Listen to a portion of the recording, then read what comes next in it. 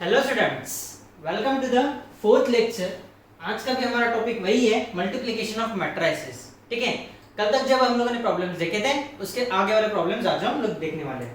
ठीक है, आज का हमारा पहला क्वेश्चन है, if matrix A has m rows and n plus 5 columns, another matrix b has m rows and 11 minus n columns, if both AB and BA exist, है ना, then prove that AB and BA are square matrices। ठीक है, तो सबसे पहले हम लोग देखेंगे और दूसरा बोला है कि find the order of the matrices. Proof करना है कि दोनों स्क्वायर मैट्रिसेस है और उनका ऑर्डर भी निकालना है। Now A matrix has m rows and n plus 5 columns, that means matrix A का ऑर्डर हुआ m बाय n plus 5, है ना, ये ऑर्डर हुआ। And another matrix B has m rows and 11 minus n columns, m rows and 11 minus n columns, है ना। B matrix has m rows and 11 minus n columns।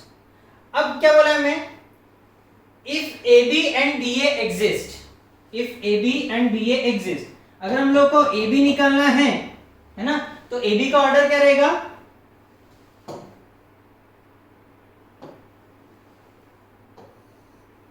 AB का order रहेगा n plus 5 bye m। ये हो गया किसका order, AB का। अब हम लोग निकालेंगे सिमिलरली BA का ऑर्डर। ठीक है, अब हम लोग निकालेंगे किसका, BA का। सो BA में matrix B and matrix A, matrix B का ऑर्डर है m बाय 11 माइनस n और A का ऑर्डर है m by n plus 5। So BA का ऑर्डर कितना रहेगा, 11 माइनस n बाय m, ये ऑर्डर रहेगा किसका, BA का। ठीक है, okay. If AB and B exist, the number of columns of A is equal to number of columns of B, है ना। तो that is equal to n plus 5 is equal to m। ये पहला चीज हो गया। दूसरा चीज also number of columns of B is equal to number of rows of A, है ना। That is 11 minus n is equal to m। ये कंडीशन हम लोगों ने निकाल ली। हमें A का ऑर्डर गिवन है, B का ऑर्डर गिवन है और बोला है कि AB exist and BA also exist.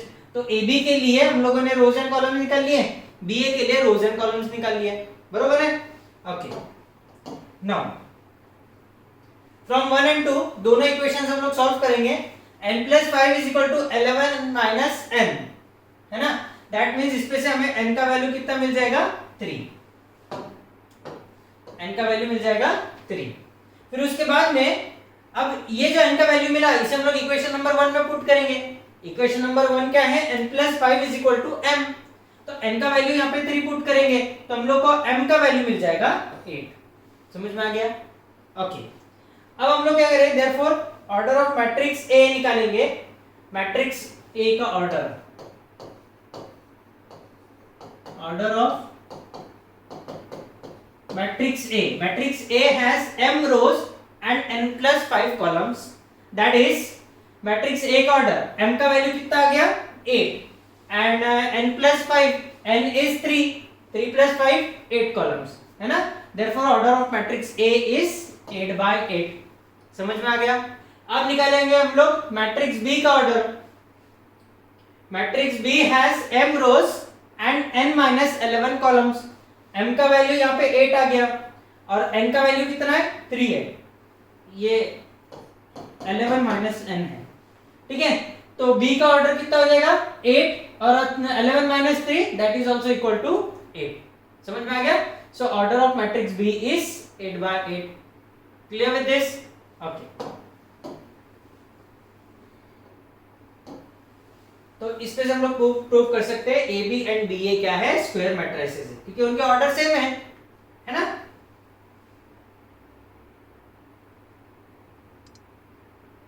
सबसे पहले यहाँ पे पूरा स्लाइड एक साथ में आ गया, बट डोंट वरी, हमें गिवन है कि consider the matrices A, B and C। ये तीन मैट्रिक्स हमें गिवन है, matrix A, matrix B, matrix C।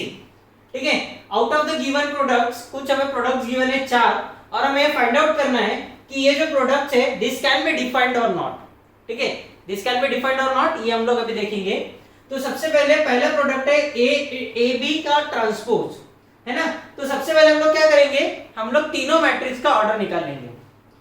Order of matrix A is 3/3, order of matrix B is 3/2 and order of matrix C is 3/1। 3 rows 3 column, 2 rows 3 column, sorry 3 rows 2 columns and 3 rows 1 column। समझ में आ गया? अच्छा, अब हमें बोलना है कि AB का ट्रांसपोज एग्जिस्ट करता है नहीं, विच कैन बी डिफाइंड, मतलब ये मैट्रिक्स बनेगा या नहीं बनेगा।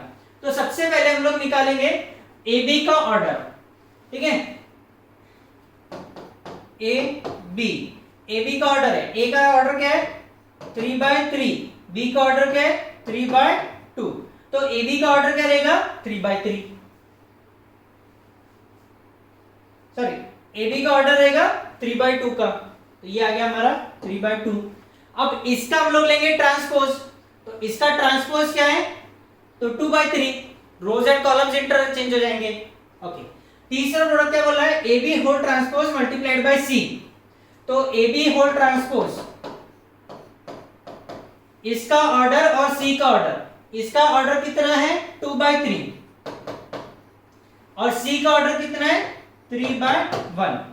ठीक है, अब ये मैट्रिक्स एग्जिस्ट करने के लिए इसके number of columns is equal to C के नंबर ऑफ रोज होने चाहिए, जो कि हैं, तो AB whole transpose multiplied by C, इसका ऑर्डर रहेगा 2/1। That means this matrix can be defined, है ना। जब इनके proper rows and columns match हो गए तो that means this matrix can be defined. Clear with this? Okay, पहला पार्ट हो गया। अभी हम लोगों ने ABC के ऑर्डर्स यहां पे लिख के रख लिए। Now order of matrix C transpose हमें निकालना किसका है, दूसरा वाला, C transpose into C AB whole transpose, ये एक निकालना है। फिर उसके बाद में C ट्रांसपोज इनटू AB, इसका निकालना है।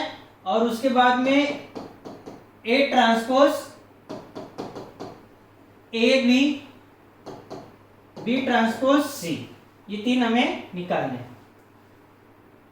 ठीक है, ये तीन हमें फाइंड आउट करना है।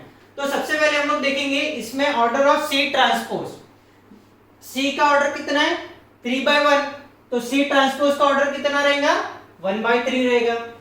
फिर मल्टीप्लाइड बाय C मैट्रिक्स है, C मैट्रिक्स का ऑर्डर कितना है 3/1, सो 1/3 मल्टीप्लाइड बाय 3/1, तो C ट्रांसपोज C का ऑर्डर रहेगा 1/1 का, बरोबर है। अब उसके बाद में AB का ऑर्डर कितना रहेगा, ये हम लोगों ने डायरेक्ट लिख लिया। A का ऑर्डर रहेगा 3/3, B का ऑर्डर रहेगा 3/2 का, तो AB का ऑर्डर रहेगा कितना 3/2 का। अब इसका ट्रांसपोज लेंगे, AB ट्रांसपोज लेंगे तो वो रहेगा 2/3, सो 2/3, बरोबर है। Okay,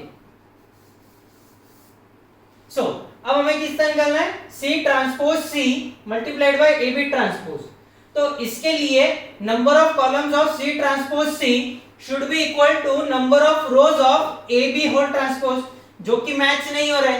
that means this matrix cannot be defined, इसलिए मैट्रिक्स हम लोग डिफाइन नहीं कर सकते। समझ में आ गया? ओके, नेक्स्ट वन कौन सा है, C transpose AB। C transpose अभी हम लोगों ने निकाला 1/3 का, है ना, C ट्रांसपोज 1/3, और A मैट्रिक्स का ऑर्डर कितना है 3/3 का, तो C ट्रांसपोज A का ऑर्डर रहेगा 1/3 का, बरोबर है। अब इसके बाद में C ट्रांसपोज AB, A हो गया, अब रहेगा B, C ट्रांसपोज A का ये हो गया, और B का ऑर्डर कितना है, मैट्रिक्स B का ऑर्डर 3/2 का, तो सी ट्रांसपोज ए बी का ऑर्डर रहेगा 1/2, वो कितना रहेगा 1/2। समझ में आ गया? So that means this matrix C transpose A B can also be defined. ठीक है, ये भी हम लोग मैट्रिक्स डिफाइन कर सकते हैं। And the last one is C transpose A B B transpose C. काफी बड़ा है, लिख लेते हैं हम लोग यहाँ पे C transpose A B B transpose C. सबसे पहले order of matrix of A transpose,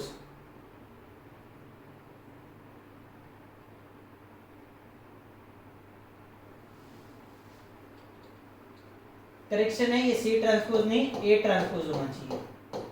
A transpose A B B transpose C. तो order of matrix A is 3/3, तो उसका ट्रांसपोज भी रहेगा 3/3। सो 3/3 ये हो गया किसका? ए ट्रांसपोज का। ए ट्रांसपोज के बाद में ए मैट्रिक्स का ऑर्डर वो भी है 3/3। So order will be A transpose है 3/3। बरोबर है? ओके, अब हमें क्या निकालना है? Multiplied by B matrix. ये किसका है? A transpose A. बी का ऑर्डर कितना है? 3/2। तो ये सेम है, तो फिर इसका ऑर्डर कितना रहेगा? 3/2। समझ में आ गया? तो ये किसका ऑर्डर है? A transpose A B. अब इसके बाद में क्या है? B transpose. बी का ऑर्डर कितना है? 3/2। तो इसका ट्रांसपोज क्या रहेगा? 2/3। तो इसका ऑर्डर रहेगा 3/3 का। बरोबर है? एंड लास्ट में मैट्रिक्स सी, तो A transpose A B into B transpose. ठीक है, और यहाँ पे सी का ऑर्डर कितना है? 3/1। तो इसका ऑर्डर रहेगा 3/1। समझ में आ गया? This should be 1। So this matrix can also be defined. Clear with this? काफी सिंपल था। सिर्फ हमें क्या करना है, एक के बाद में एक मैट्रिक्स पुट अप करके देखना है, और उनके पहले वाले मैट्रिक्स के number of columns should be equal to second वाले मैट्रिक्स के नंबर ऑफ रोज। बस ये मेथड फॉलो करते जाना है, and finally we can check whether the matrix can be defined और not. Clear with this? Okay, now next question is, if a square is equal to a, then prove that I plus a whole raised to the power 4 is equal to I plus 15a. I stands for unit matrix, है ना? तो जो order matrix A का रहेगा वही order matrix I का भी रहेगा। Clear with this? तभी जाके उनका एडिशन हो सकता है, अदरवाइज नहीं हो सकता है। सो ये क्वेश्चन में हमारा लेफ्ट हैंड साइड क्या है? I plus a whole raised to the power 4. This can be defined as, और इसको हम लोग ऐसे भी लिख सकते हैं, I plus a whole square multiplied by I plus a whole square। ठीक है, now I plus a whole square को हम लोग एक्सपांड करेंगे।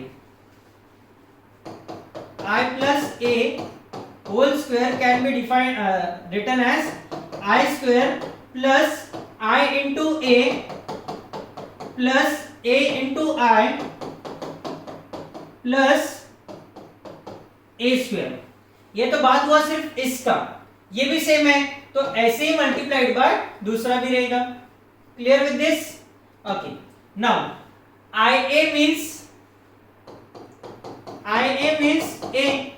Any matrix multiplied by unit matrix is matrix itself, है ना? तो IA क्या बन गया? A बन गया। ये भी IA क्या बन गया? A बन गया। ये भी IA क्या बन गया? A बन गया। ये AI क्या बन गया? A बन गया, है ना?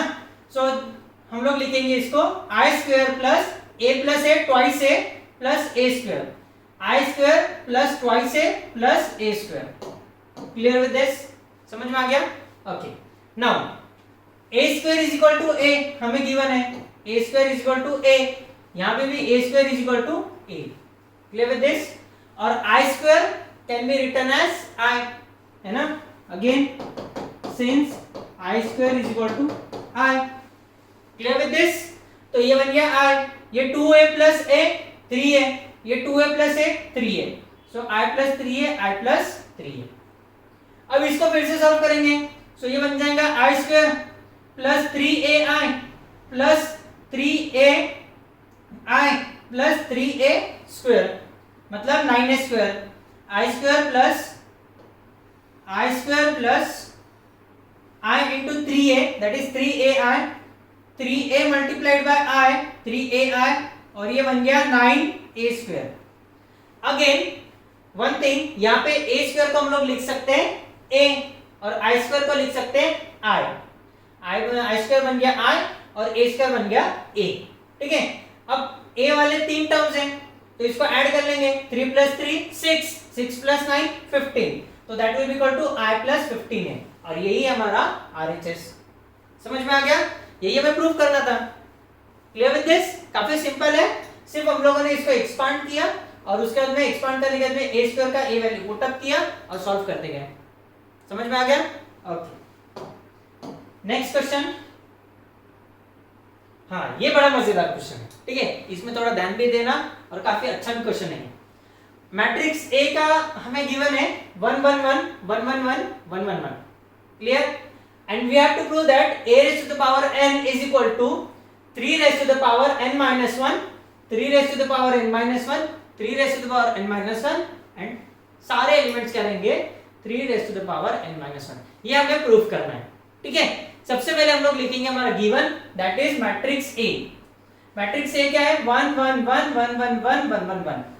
सिंस हमें देखना है कि देखो प्रूव दैट में क्या लिखा है 3 raised to the power, है ना, सो हम लोग 1 को क्या लिखेंगे 3 raised to the power 0, any number raised to the power 0 is equal to 1, ये चीज हमें पता है ना, सो हम लोग 1 की जगह पे लिखेंगे 3 raised to the power 0, सो ये एलिमेंट बन गया, है ना, और a को लिखेंगे हम लोग a raised to the power 1। Now अब हम क्या निकालेंगे a स्क्वायर निकालेंगे, a square is a multiplied by a square is a multiplied by a matrix क्या है 1 1 1 1 1 1 1 1 1, तो सेम मल्टीप्लाई करेंगे। अब इसको सॉल्व करेंगे तो ये बन जाएगा 1 प्लस 1 प्लस 1, पहला एलिमेंट रहेगा 3, फिर उसके बाद में इस तरीके से सॉल्व करेंगे तो हमें ये मैट्रिक्स मिलेगा जहां पे सारे एलिमेंट्स करेंगे 3 3 3 3 3 3 3 3 3, ठीक है।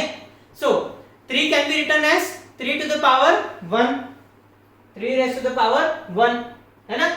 ओके, नाउ हम लोग निकालेंगे a cube is a multiplied by a square, a matrix is a square is 3 3 3 3 3 3 3 3 3 and a is 1 1 1 1 1 1 1 1 1, ठीक है, समझ में आ गया। अब इन दोनों का मल्टीप्लिकेशन करेंगे, मल्टीप्लिकेशन कैसे रहेगा 3 multiplied by 1 plus 3 multiplied by 1 plus 3 multiplied by 1, ये पहला एलिमेंट हो गया। दूसरा एलिमेंट भी वही रहेगा 3 multiplied by 1 plus 3 multiplied by 1 plus 3 multiplied by 1। तीसरा एलिमेंट भी क्या रहेगा 3 multiplied by 1 plus 3 multiplied by 1 plus 3 multiplied by 1, है ना। फिर ये 3 multiplied by 1 plus 3 multiplied by 1 plus 3 multiplied by 1,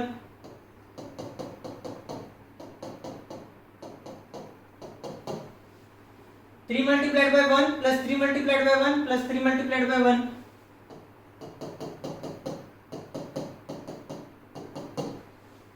इधर भी सेम, है ना।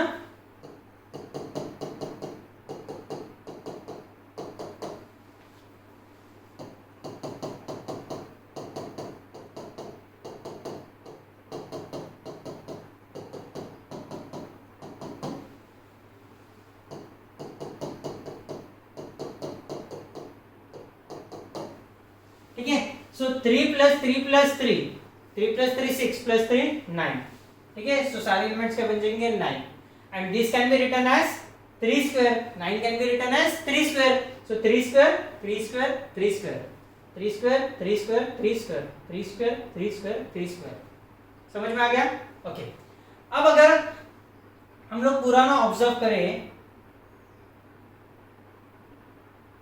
तो जब a raise to the power 1 था, जब a raise to the power 1 था तो 3 का पावर 0 था, दैट मीन्स n माइनस 1, बरोबर है।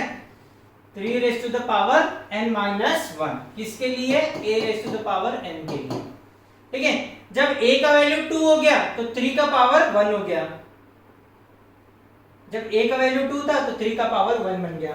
नाउ अगेन जब 3 a का पावर 3 है तो 3 का पावर 3 माइनस 1 2 बन गया। ठीक है, so from this 1 2 and 3 we can say that a raised to the power n is equal to 3 raised to the power n minus 1। सारे एलिमेंट्स वही रहेंगे। Clear with this? काफी मजेदार प्रॉब्लम था, है ना? Okay, and the last problem of this lecture is if matrix A is equal to P Q 0 1, we have to show that A to the power 8 is equal to P to the power 8 Q to the power P raised to the power Q multiplied by P to the power 8 minus 1 upon P minus 1 और 0 1। दिखने में काफी danger दिख रहा है ना? काफी difficult भी दिख रहा है, लेकिन है तो बड़ा सिंपल। सबसे पहले हमें गिवन है A मैट्रिक्स और हमें बनाना है A टू द पावर 8। तो सबसे पहले हम लोग फाइंड आउट करेंगे a स्क्वायर। a मैट्रिक्स मिल गया, फिर हम लोग फाइंड आउट करेंगे a स्क्वायर। a स्क्वायर क्या रहेगा? a मल्टीप्लाइड बाय a, तो p स्क्वायर प्लस 0। दूसरा एलिमेंट रहेगा p multiplied by q plus q multiplied by 1। फिर इधर रहेगा p multiplied by 0 plus 1 multiplied by 0 that is 0। 0 multiplied bye q plus 1 multiplied by 1 that will be equal to 1। समझ में आ गया? सो ये मैट्रिक्स a स्क्वायर क्या मिला हमें? p square p q plus q 0 1, ये मिल गया a स्क्वायर। अब a स्क्वायर पे से हम लोग निकालेंगे a टू द पावर 4, वो क्या रहेगा? a square multiplied by a square, है ना? So a to the power 4 is equal to a square multiplied by a square.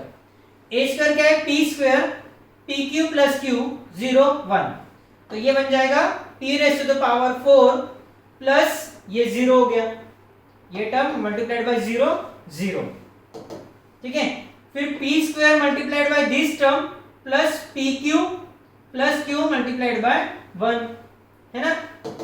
फिर ये 0 multiplied by p square plus 1 multiplied by 0 that will be equal to 0। 0 multiplied by this plus 1 multiplied by 1, तो ये बन जाएगा 1। ये solve करके हम लोग निकाल लेंगे।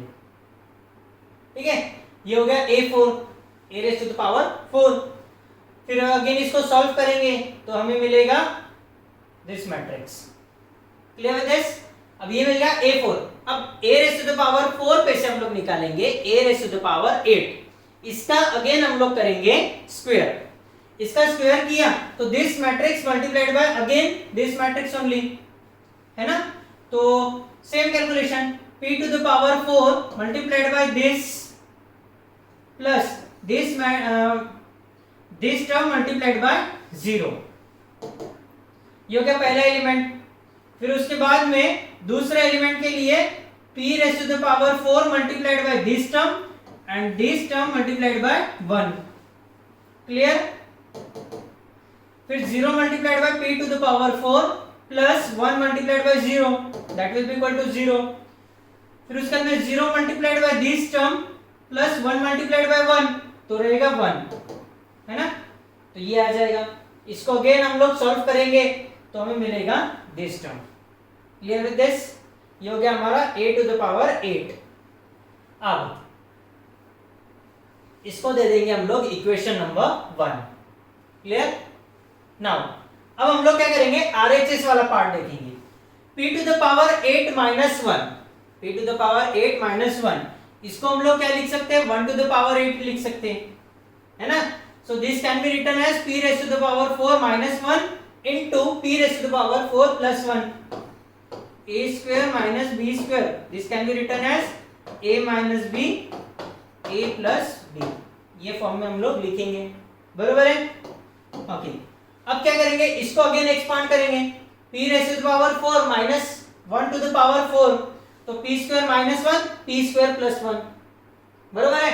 Again a square minus b square, तो इसको एक्सपांड करेंगे p plus 1 p minus 1 and आगे के दो टर्म्स एज इट इज। अब क्या करेंगे? इन सबको सॉल्व कर लेंगे, इन सब का मल्टीप्लिकेशन कर लेंगे। तो मल्टीप्लिकेशन करने के बाद में सबसे पहले हम लोग क्या करेंगे? ये दोनों का मल्टीप्लिकेशन करेंगे, तो हमें मिलेगा p cube plus p square plus 1। फिर उसके बाद में ये दोनों इसका मल्टीप्लिकेशन करेंगे, p टू द पावर -1 का p -1 का मल्टीप्लिकेशन नहीं करेंगे, ठीक है। सो हमें मिल जाएगा p to the power 7 plus p to the power 3 plus p to the power 5 plus p to the power 6 plus p square plus p raise to power 4 plus 1। ये टर्म्स को हम लोग रीअरेंज करेंगे तो हमें मिलेगा p -1 p to the power 7 plus p to the power 6 plus p to the power 5 plus p to the power 4 plus p to the power 3 plus p to the power 2 plus p 1, ठीक है। समझ में आ गया? Okay. अब क्या करेंगे, दोनों साइड को डिवाइड करेंगे p -1 से। दोनों साइड्स को p -1 से डिवाइड करेंगे तो ये वाला टर्म मिल जाएगा, बराबर है। अब इक्वेशन नंबर 1 में हमें ये जो पार्ट मिला था ना, इसके जगह पे हम लोग पुट कर देंगे p to the power 8 -1 upon p -1, ठीक है। दोनों साइड को q से मल्टीप्लाई किया तो ये मिल गया। ये दोनों साइड को q से क्यों मल्टीप्लाई किया, बिकॉज हमारे LHS के हिसाब से। Now putting this value in equation number 1, जो इक्वेशन नंबर 1 में ये वैल्यू मिली थी ना, उसके जगह पे पुट कर देना है तो हमें ये वैल्यू मिल जाएगी। इक्वेशन नंबर 1 एक बार फिर से देख लेते क्या था।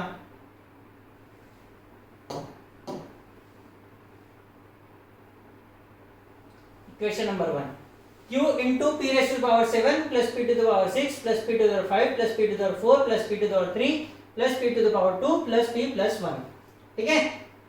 यहाँ पे प्लस p आएगा, ये प्लस p प्लस 1, ठीक है। तो ये जो वैल्यू था, इसीलिए हम लोगों ने दोनों साइड को q से मल्टीप्लाई किया।